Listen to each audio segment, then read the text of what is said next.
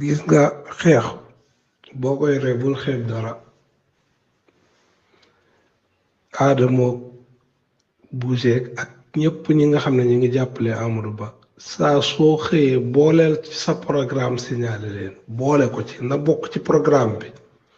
boo leen dee signalé vidéo bi da nga ko seetaan parce que TikTok dañoo xereñ mën nañu jàpp ne lii am mbooloo mu complot def ko la da ngay seetaan vidéo bi ba mu jeex wala ba mu sori nga signalé ko te ñëpp nañ bokkul liñ ko signalé vidéo boo seetaan haine et harcèlement signalé ko foofu saa soo xëyee na bokk parce que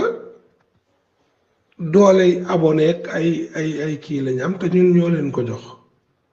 bis buñ ko ñàkkee rek Amadou Ba duut leen soxlaati Amadou Ba lim leen soxlaa mooy abonné yi ñu am tey seetaan seen vidéo yi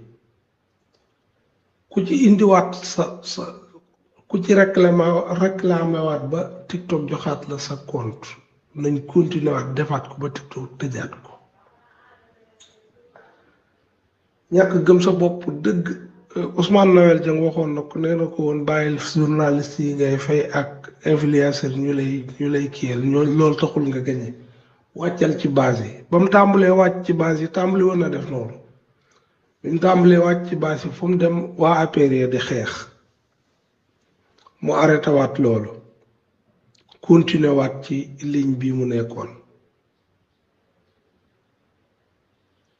saa suñ xëyee na bokk ci suñ programme mooy signaler leen billahi buñ ko defoon tey suba duñ gisati seen compte yi